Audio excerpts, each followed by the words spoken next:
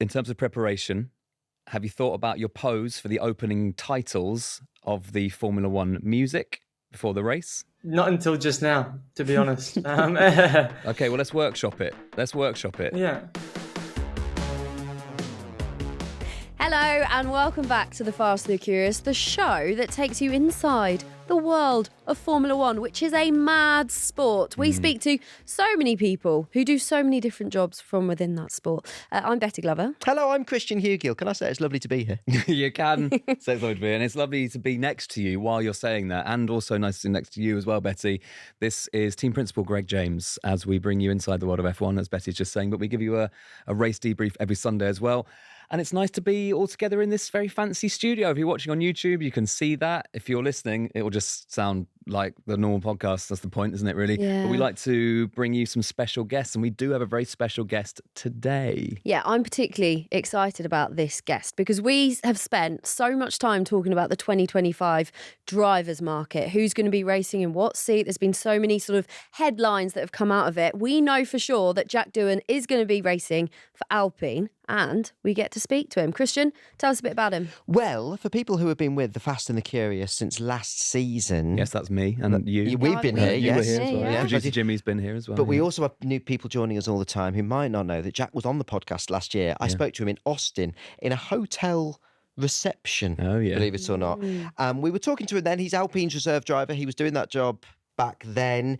I have to admit, I think it felt like he was a while away from a seat when we spoke to him back then. But obviously Alpine have had quite a lot of driver movement in the last few years. Esteban Ocon is going to Haas next year. Obviously Fernando Alonso and Oscar Piastri have exited the Alpine fold in recent years. And do you know what? Alpine have done a really nice thing, a really good thing. What we want as F1 fans teams to do this, to give opportunities to their young drivers who they've backed in the junior programs like Formula 2. Jack did 3 years in F2 and he was third place in the championship in 2023. So he's coming into F1 with a really solid junior career. If ever he's going to be ready, it's now. Like Oscar Piastri, he's had a step away from from actual racing the year before he's going to make his debut. Oscar did that because he's just concentrating on reserve driver duties for Alpine this year. But he's Australian. He's got a great record. He's ready to go, and he's excited about being given this opportunity. And so are we. Right, well, let's welcome him to The Fast and the Curious. Jack, welcome back to the Fast and the Curious pod. You okay? Thank you very much. Yeah, very well, thank you. Yes. When producer Jimmy set up this chat with your team, they said, we're going to check on the timings with Jack, but he's just driving an F1 car, which sounds mad. Jack's just out there, just having a drive, but we'll check in with him in a minute. It's your job now, Jack. This is your life. I know. Does that feel mad? It's it's quite crazy. It's obviously something that I've been hoping and dreaming for quite a long time. So for it to finally be more than a reserve driver and to be main driver for next year and it to be everything, I'm really looking forward to it. You're about to do a thing that not that many people on planet Earth have ever got the chance to do. Take us to the moment where you signed on the dotted line. Did you think about all the hard work up to that point, all the people that have helped you get there, all the sacrifices and the sim sessions and your parents and your friends driving you around to whatever race here and there? Did it all was just sort of focused in that one moment as you're signing your name on that bit of paper? Must be quite a mad feeling. Yeah, definitely. It took a long time to sink in, to be honest, and a long time of thinking back, like you said, and thinking back on the journey. From the really tough times, the good moments, and just how up and down our sport can be. Even this year, how up and down the emotions were, the possibilities of getting the seat, and you're always in and out. Nothing's ever confirmed until you put pen to that paper. As well, even the period of waiting till it was announced last Friday and it was out in the big wide world, I was still struggling to believe it. Well, talk to you about that, Jack, actually, because, let's be honest, it's not always felt close in your journey. You hear of the drivers who are linked with seats, and it's only been in the last few, 4 or 5 months that on the outside we've heard your name being strongly linked. Did it feel far away at one stage? And now it's happened. How does that feel? Yeah, I think especially as a reserve driver, it can feel so close, but also so far, because you're a small step or a little bit of sickness or an injury or just anything away from being in the car on the weekend, and but then also I don't know. At the same time, it feels so far away. So for it to actually be happening and to be able to get it all sorted and to know that no matter what, I'm going to be on the grid at the start of next year is a big relief. It must be such a massive relief. Are you watching the rest now? Now that you know you've got that seat, are you watching the rest of this season and just like taking notes and thinking, "Oh, well, I would have personally done that a bit differently."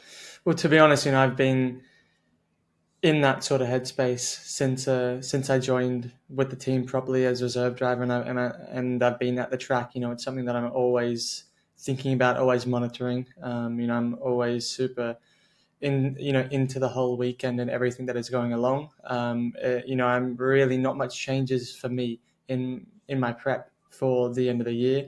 Obviously, there's areas to focus more on now that I will be racing. I have access to maybe more info and how everything's tracking for me, myself, the car for next year. But on my driving and how I conduct myself on a race weekend, it's really just continuing the same thing. So for those new to the world of the Doohans, Mick Doohan, Jack's dad, legend, 5-time MotoGP champion, huge name in the world of two-wheel motorsport. What is it that's made you go down this four-wheel route compared to your dad? Shouldn't we be seeing you on the MotoGP track right now? Definitely not. I'm 184 centimeters. I'm way too tall. I still need to work on my flexibility. If I got put, end over end off a MotoGP bike, it wouldn't end well. And I just don't fancy making a mistake and sliding along the bitumen at 320 kph. I prefer just being able to make a lock up and go, oh, whoops, missed the corner, and come back and everything be okay. But there was no friction ever. My dad was fully supportive and behind me for whatever I wanted to do, whether that was even a passion for rugby that I had when I was a kid, surfing, bikes. I think he was quite happy that bikes was probably my last thing on the list, and that four wheels I was very much attracted to. But no cricket. No cricket on the agenda. And I find this devastating. Yeah. Because I'm a big cricket fan. And look, there's so many Aussies knocking around in Formula One at the minute. You got you, Danny Ricciardo, Piastri, Liam Lawson. You got Mark Webber still knocking around. Like these. And you're not into cricket at all. Liam Lawson's from New Zealand. Oh, I mean, cricket. Okay, I mean, Antipodean. It's close enough, eh? Yeah. It is close enough. Antipodean. But there's not enough cricket going on. How did you slip through the net there? I think that Oscar might be maybe a little bit more into it. I don't really know. Yeah, he is. Oh, yeah, don't get him started, Jack. It's boring, isn't it, Jack? No. Yeah. You think that, don't you? I can tell by your eyes. I'm not the biggest fan, let's say. I'm a bit more fast-paced than a few days test match. I couldn't even tell you about it. I'm so sorry, and it sounds so bad because I don't know anything about cricket. I know they're exceptional sports people.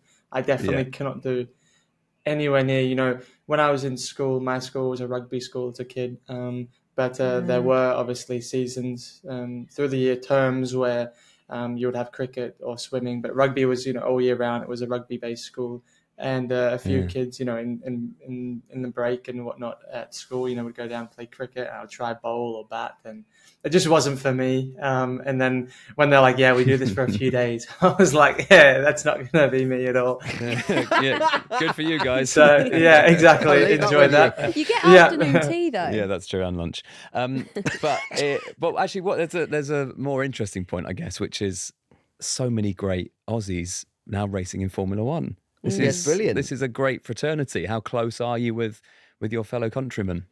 I'm. I'd say, how close can you be when you're obviously when you do anything to beat each other in a sense. But with Daniel and Oscar, we see each other, say hello, definitely chat.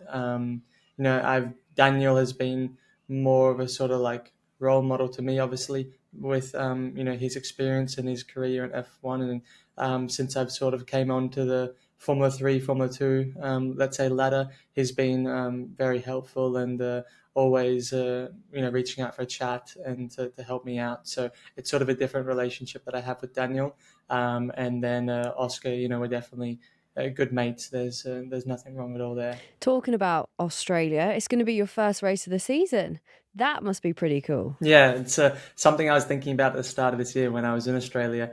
There was not confirmed yet, but it was 99% that the Australian Grand Prix was going to be the opener again. And thinking back then, how cool it would be to have my debut in Formula One at the Australian Grand Prix at Albert Park was something that I could have only dreamed of then. And for now, for it to be a reality, I'm really looking forward to it. Which is, of course, exactly what happened with Mark Webber, who, if my memory serves me correct, Jack, you might be able to correct me, scored points on his debut, I believe, for Minardi on his debut in F1 in Australia. I think I'm right with that. I think so. I think I'm lucky this year that, or next year, sorry, that hopefully we'll have the three Aussies, and that Daniel and Oscar can take a little bit of the Australian load off of me, because how cool obviously it is to have a home Grand Prix, but it is also my debut and first. So, well, it might be, but let's think about it.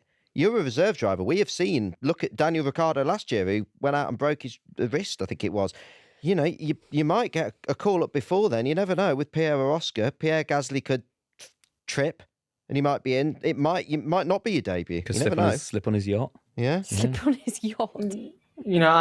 I know that I would tape my arm up together and do anything possible to not let the reserve driver in and to keep myself in the car. So that's also the mindset when I understand that literally, us as drivers are literally going to be on our, not on our deathbed, but, in a position where it's physically not possible to open our eyes before we're not going to be able to drive these cars. Can I just make a point of order? Yes. 2 things. Sorry, I just called Esteban Oscar. James tells me from Alpine, and I'd like to apologise. I'm fully aware that it is Esteban Ocon and Pierre Gasly who drive for Alpine, so I'd like to issue a formal clarification, correction and apology to Team Alpine. And the second thing... was like, Jimmy can cut that out. The second... listen, I've made a mistake, and you should always look to yourself in Formula One when you've made a mistake, and I do, and I apologise. The second thing, though, I was right. Mark Webber did score points on his debut in Australia in 2002. Please carry on with the podcast. Oh, can we carry on with the conversation? Okay, yeah, great. Actually, just going back to the Albert Park thing, how many people have already asked you for hospitality from your school friends? Yeah, there's a lot of people that have messaged me and said, getting tickets to go down, booking flights, and that's all. That's great and all.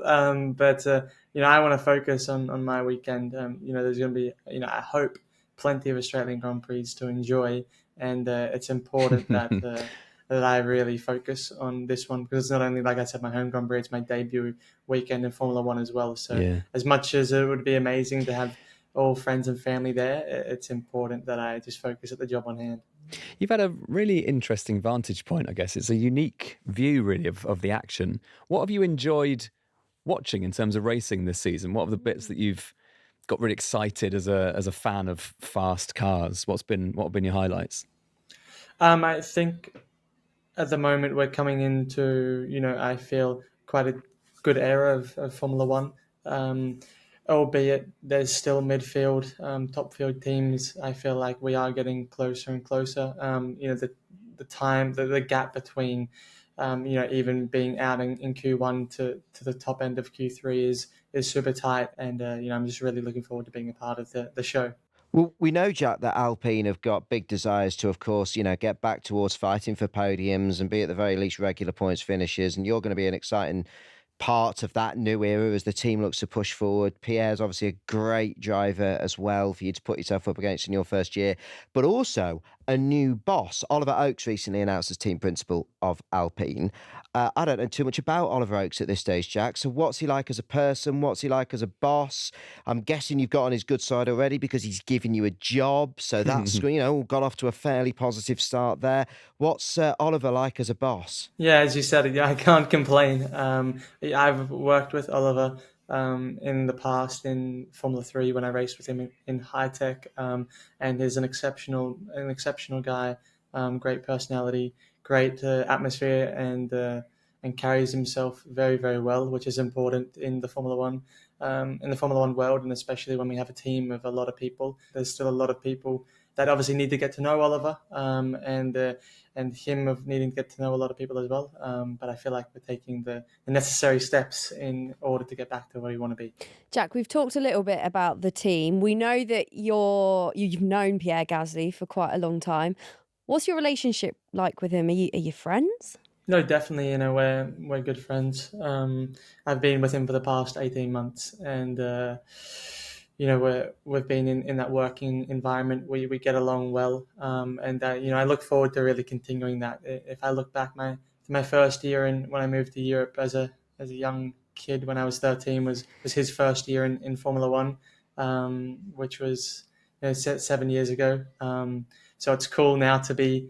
I would have looked then as a go-karter and seeing Pierre in Formula One. Something that also seemed so far away. So to be now teammates with him is awesome.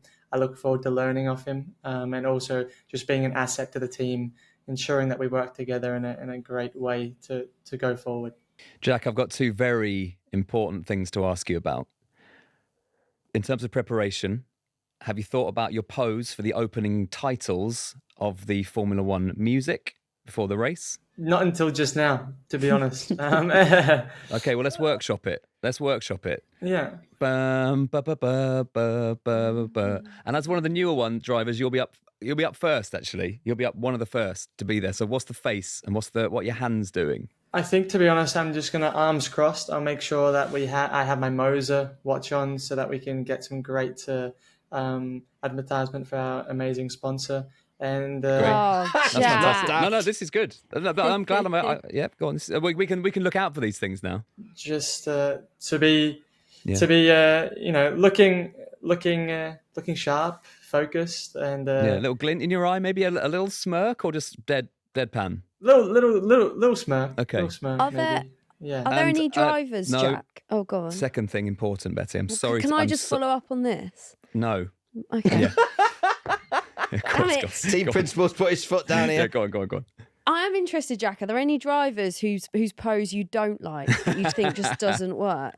I to be honest, I can't remember the last time I've watched the intro and had a look at the pose. It's a great point for Betty, because actually sport and life is all about negative learning. What don't you want to do? What don't you want to look like? Yeah, that's it. You look at, I don't know, George Russell's pose, you might think, not for me. Yeah, looks great on George. Became iconic, though, didn't it? Become iconic. When he owned it, when he realised that everyone was laughing. Yeah, he owned was like, it. I've got to own this. You had a two-part question. Two-part question. Thank you, Christian. Second question comes from your comms team. My comms team. But told us specifically not to say. But told me not to say it was from them and put it into my own words, but Great. I'm going to throw them under the bus. Are you keeping your hair long because they want it long? Yeah, keeping it long. Great. Correct answer. Look great. There's been, thank you. There's been some intrusive thoughts come in of the shave. I think about it. So I've got long hair at the minute, and so have you. Probably quite similar hair, actually, you and I, which similar It setup. is similar, I think. And that's Similar setup. Yeah. I think you look great. Therefore, I think I look great. I think we've both got it right now. I think about this a lot. I think I'm banned from talking about my hair in the house because Bella, my wife, thinks it's boring, and it is boring, but I'm just going to do it on this podcast. Great. How often do you think about shaving your hair off? Because I think about it a lot. I think, should I just get rid of it? First time Jack was on the podcast, he had the shaved setup. Yeah. How often do you having these intrusive thoughts? Probably every couple of days, I think. I think that. Every couple of days. I enjoy my training. I enjoy my training a lot as well. So I do quite a bit of swimming. And when I was training, I was in the ocean the other day, and I didn't have a band or anything, and I was swimming. My hair was just in my goggles, and I was everywhere. Trying not to get annoyed, but it was like frustrating. And I'm like, dude, what I would do to like just get this all going right now. I know, but it's the trade-off, isn't it? Because it's annoying, but you look fantastic. Yeah, semi-fantastic for me. But Jack, just get a hairband, mate, and tie it up. That's a good idea. And I did that. For the next 2 days because I was so annoyed after that hour in the water. I just had it up in a hairband. And I wonder as well, because it does look like a similar sort of texture to mine as well. I wonder if you do sometimes suffer from it being a little dry, and sometimes it can go a bit fluffy. And I wanted to recommend a product to you called Wavy, which I discovered, and it's just a lovely curling cream. Great to know. A lovely curling cream. If you're straight out the beach, sometimes it dries in the sun a bit fluffy. Then put a bit of Wavy in, and it's really good to go. Good advertisement. Good to know. Yeah. Well, you did your watch. I'll do the thing that I've paid for. I'm not sponsored by Wavy. Wish I bloody was. Oh, God. Well, Jack, listen, I'm delighted to see you get this opportunity. And please, Jack, you'll be very busy and doing podcasts will be very low on your list of priorities. But that said, please come back on. We'd love to keep in touch with you next year. And we're all hoping that Alpine, fly further up the grid. We're all manifesting positive things for Alpine and for yourself next year, Jack. Thank you. I really appreciate that, guys. And you guys will be number one on my podcast list. Hey! Thanks, Jack. Thank you so much for being on. Cheers, guys. Thank you so much.